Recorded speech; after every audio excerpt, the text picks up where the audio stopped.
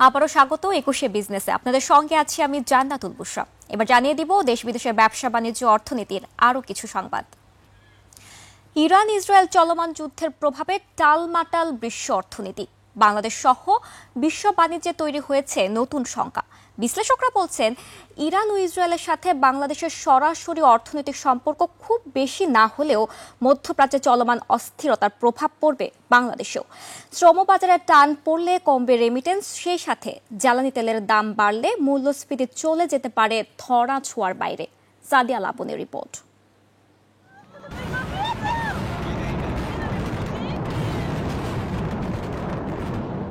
নতুন শঙ্কার জানান দিচ্ছে ইরান ইসরায়েল সংঘাত। ইরান ইসরায়েল যুদ্ধ দীর্ঘায়িত হলে বাংলাদেশের অর্থনৈতিক সংকট আরও বাড়তে পারে বলছেন সংশ্লিষ্টরা। দেশ দুইটির সাথে বাংলাদেশের সরাসরি অর্থনৈতিক সম্পর্ক খুবই কম, তবে এই যুদ্ধ পুরো মধ্যপ্রাচ্যে অস্থিরতা তৈরি করছে, যার প্রভাব পড়তে পারে বাংলাদেশেও। সংশ্লিষ্টদের মতে বাংলাদেশের শ্রমিকদের অধিকাংশই কাজ করছে মধ্যপ্রাচ্যে। গত কয়েক মাসে দেশের অর্থনীতিতে যতটা ইতিবাচক পরিবর্তন এসেছে তার বড় কৃতিত্ব রেমিটান্সের। ইরান ও তার প্রতিবেশী রাষ্ট্রগুলো যুদ্ধ জড়িয়ে পড়লে এই অঞ্চলে বাংলাদেশি শ্রমিকদের কর্মসংস্থান হুমকির মুখে পড়বে। ফলে কমবে প্রবাসী আয়, যা দেশের অর্থনীতির জন্য বড় আঘাত। বাংলাদেশের যে ইকোনমিক চ্যানেল, এটা যাতে ডিসরাপ্টেড না হয় এবং অন্তত বাংলাদেশের যে শ্রমশক্তি রপ্তানি, সেই জায়গাতে কোনো যেন বাধা না আসে, তো সেই বিষয়গুলো যেন আসলে কাজ করতে হবে। বাংলাদেশ জ্বালানি আমদানি নির্ভর অর্থনীতি। দেশের বিদ্যুৎ উৎপাদনের একটি বড় অংশ গ্যাস ও তেলের উপর নির্ভরশীল, বিশেষত এলএনজি ও পরিশোধিত জ্বালানি তেল। আন্তর্জাতিক বাজারে মূল্য বৃদ্ধির কারণে বিদ্যুৎ উৎপাদনের খরচ বাড়বে, যার প্রভাব সরাসরি পড়বে শিল্প উৎপাদন, পরিবহন, কৃষি ও খুচরা বাজারে। ফলস্বরূপ দেশের সামগ্রিক মূল্যস্ফীতি বাড়বে। সার্বিকভাবে বিশ্ব যখন অনিশ্চয়তার ভিতরে যায়, তখন আমাদের অর্থনৈতিক পরিস্থিতি উপরে একটা নেতিবাচক প্রভাব পড়বে। আমরা এখন যে পুনর্গঠনের কাজ করছি, সেখানে বিদেশি বিনিয়োগ থেকে শুরু করে অন্যান্য অনেকগুলো সম্ভাবনা নতুন করে আমরা উত্তরণের চেষ্টা করছি। ওই জায়গাটাও বাধাগ্রস্ত হওয়ার সম্ভাবনা থাকবে। ইতোমধ্যে হরমুজ প্রণালী বন্ধের হুমকি দিয়েছে ইরান। হরমুজ প্রণালী ইরান দীর্ঘমেয়াদে বন্ধ করে দিলে বাংলাদেশে এলএনজি আমদানির স্বাভাবিক কার্যক্রম ব্যাহত হওয়ার বড় শঙ্কা রয়েছে। তাতে গ্যাস সরবরাহে প্রভাব পড়বে। বর্তমানে বাংলাদেশের মোট আমদানি ৩০% ৩ ধরনের পণ্য। এর মধ্যে আছে জ্বালানি তেল, খাদ্য এবং সার। এই পণ্যগুলোর অধিকাংশই হরমুজ প্রণালী দিয়ে আমদানি হয়। হরমুজ প্রণালী বন্ধ না হলেও যুদ্ধ দীর্ঘস্থায়ী হলে বিশ্ব বাণিজ্য ব্যাহত হবে। রপ্তানি নির্ভর বাংলাদেশে তৈরি পোশাক খাতে পণ্য পরিবহনে বিলম্ব হলে আন্তর্জাতিক ক্রেতাদের কাছে পণ্য সরবরাহ ব্যাহত হবে।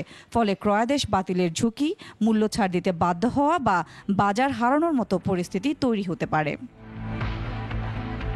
সাদিয়া লাবনী, ২১ টেলিভিশন, ঢাকা।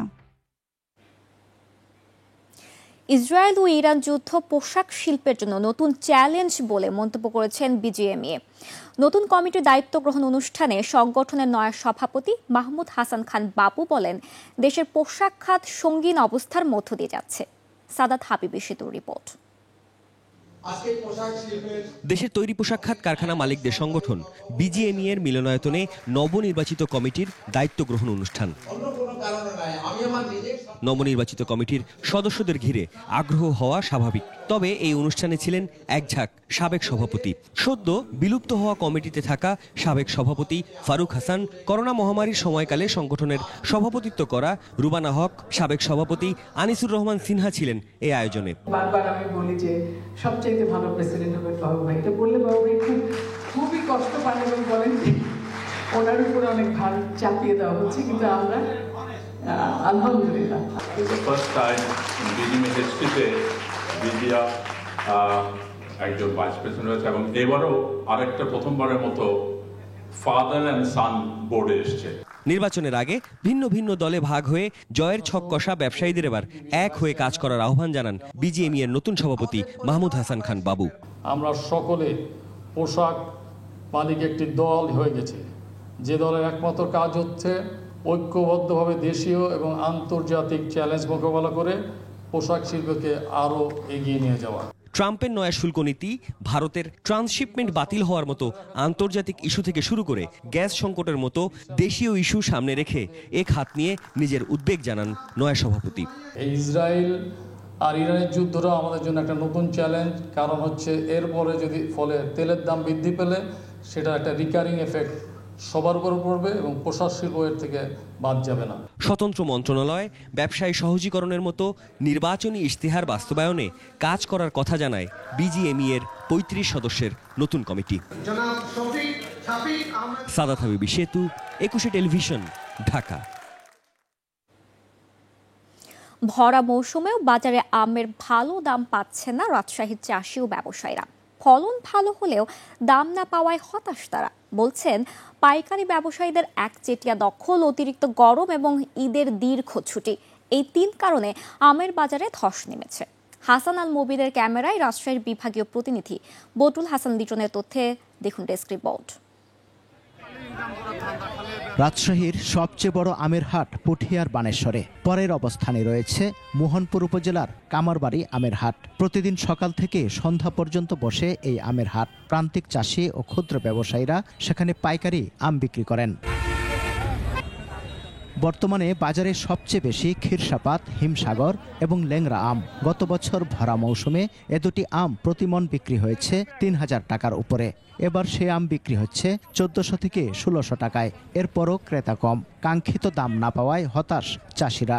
ব্যাপারই নাই, দাম বলছে না, যত কম সে দাম তুই একজন গোলাপার নেও না, গাছ কাটি ফেলা দিতে হবে, আমরা আমের আবাদ করা যাবে না। এই দামে আম বেচলে তো মানে আমার আর কিছু থাকবে না।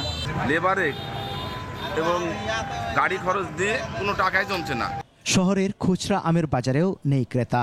ব্যবসায়ীরা বলছেন অতিরিক্ত গরমে আম আগেই পেকে গেছে।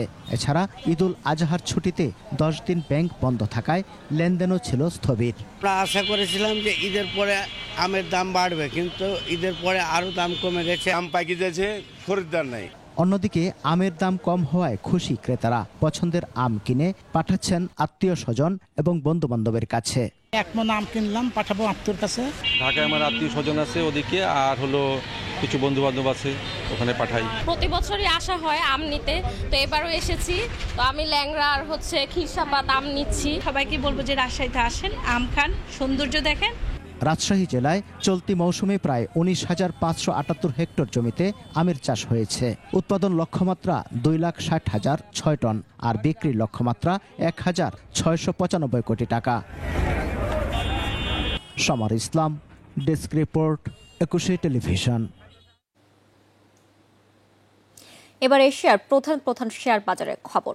সূচকের মিশ্র প্রবণতা দেখা যাচ্ছে এশিয়ার বেশিরভাগ পুঁজিবাজারে।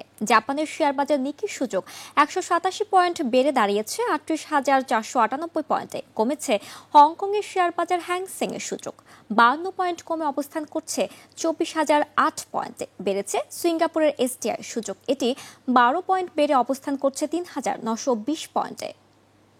চীনের শেয়ার বাজার সাংহাই কম্পোজিট ইন্ডেক্স অবস্থান করছে ৩,৩৮৭ পয়েন্টে, যা আগের দিনের চেয়ে ১ পয়েন্ট কম। বোম্বে সেন্সেক্স 30 ইন্ডেক্সকে দেখা যাচ্ছে নিম্নমুখী প্রবণতায়। সেন্সেক্সকে সূচক ২৭০ পয়েন্ট কমে অবস্থান করছে ৮১,৫২৫ পয়েন্টে। বেড়েছে থাইল্যান্ডের থাই স্টক এক্সচেঞ্জের সূচক, এটি ০.৭৫ পয়েন্ট বেড়ে অবস্থান করছে ১,১১৫ পয়েন্টে। এখন জানিয়ে দিচ্ছে আন্তর্জাতিক বাজারে জ্বালানি তেলের মূল্য পরিস্থিতি। বিশ্ব বাজারে জ্বালানি তেলের দাম কমেছে। আগস্ট ২০২৫ সরবরাহ চুক্তিতে ক্রুড অয়েল ব্র্যান্ড ব্যারেল প্রতি বিক্রি হচ্ছে $৭২.৯১, যা আগের দিনের চেয়ে প্রতি ব্যারেল $0.৩২ কম। এবার জানাবো আন্তর্জাতিক বাজারে সোনা ও রূপার দাম। আন্তর্জাতিক বাজারে বেড়েছে স্বর্ণের দাম। 22 ক্যারেটে প্রতি আউন্স স্বর্ণ বিক্রি হচ্ছে $৩,৩৮৭, যা আগের দিনের চেয়ে $2.45 বেশি। বেড়েছে রূপার দামও। প্রতি আউন্স রূপা বিক্রি হচ্ছে $৩৬.৪৫, যা আগের কার্যদিবসের তুলনায় $0.14 বেশি। এদিকে দেশের বাজারে অপরিবর্তিত রয়েছে সোনা ও রূপার দাম। 22 ক্যারেটের প্রতি গ্রাম স্বর্ণ বিক্রি হচ্ছে ১৪,৯৬৩ টাকায়, আর একই মানের প্রতি গ্রাম রূপা বিক্রি হচ্ছে ২৪১ টাকায়। আন্তর্জাতিক বাজারে গম, তুলা, চিনি ও সয়াবিন তেলের বাজার দর। বিশ্ব বাজারে বেড়েছে গমের দাম। শিকাগো বোর্ড অফ ট্রেডে সেপ্টেম্বর ২০২৫ সরবরাহ চুক্তিতে প্রতি বুশেল গমের ভবিষ্যৎ মূল্য দাঁড়িয়েছে ৫৬৫.৭৫ সেন্ট, যা গত দিনের চেয়ে ৪.৫০ সেন্ট বেশি। আন্তর্জাতিক বাজারে তুলার দাম কমেছে। ডিসেম্বর 2025 সরবরাহ চুক্তি অনুযায়ী প্রতি পাউন্ড তুলার মূল্য দাঁড়িয়েছে 67.79 সেন্ট, যা গত দিনের চেয়ে 0.05 সেন্ট কম। বিশ্ববাজারে বেড়েছে চিনির দাম। অক্টোবর 2025 সরবরাহ চুক্তি অনুযায়ী প্রতি পাউন্ড নাম্বার 11 চিনির মূল্য এখন 16.94 সেন্ট, যা গত দিনের চেয়ে 0.37 সেন্ট বেশি। বিশ্ববাজারে বেড়েছে সয়াবিন তেলের দাম। ডিসেম্বর 2025 সরবরাহ চুক্তি অনুযায়ী প্রতি পাউন্ড সয়াবিন তেলের মূল্য এখন 54.76 সেন্ট, যা এর আগের কার্যদিবসের চেয়ে 0.65 সেন্ট কম। এবার টাকার সঙ্গে প্রধান আন্তর্জাতিক মুদ্রার বিনিময় হার। আন্তঃব্যাংক লেনদেনে আজ ব্যাংকগুলো মার্কিন ডলার কিনেছে 121 টাকা 50 পয়সা আর বিক্রি করেছে 122 টাকা 50 পয়সায়। ব্রিটিশ পাউন্ডের ক্রয় মূল্য 161 টাকা 43 পয়সা এবং বিক্রয় মূল্য 170 টাকা 64 পয়সা। ইউরোর ক্রয় মূল্য 138 টাকা 87 পয়সা এবং বিক্রি করা হচ্ছে 145 টাকা 38 পয়সায়। জাপানি ইয়েন ক্রয় হচ্ছে 80 পয়সা আর বিক্রয় হচ্ছে 86 পয়সায়। এদিকে ব্যাংকগুলো কানাডিয়ান ডলার কিনছে 89 টাকা 10 পয়সায়, বিক্রি করছে 92 টাকা 10 পয়সায়। ভারতীয় রুপির ক্রয় মূল্য 1 টাকা 34 পয়সা, বিক্রি হচ্ছে 1 টাকা 51 পয়সায়। সৌদি রিয়ালের ক্রয় মূল্য 25 টাকা 28 পয়সা এবং বিক্রয় মূল্য 33 টাকা 4 পয়সা। মালয়েশিয়ান রিঙ্গিত ক্রয় হচ্ছে 28 টাকা 49 পয়সা এবং আন্তঃব্যাংকে তা বিক্রি হচ্ছে 29 টাকা 38 পয়সায়। দর্শক, এরই সঙ্গে শেষ করছি আজকের 21শে বিজনেস। আগামীকাল দুপুর 1টায় আবারও ফিরে আসবো 21শে বিজনেসের সব আয়োজন নিয়ে। দেখার আমন্ত্রণ রইল। 21শের সাথেই থাকুন।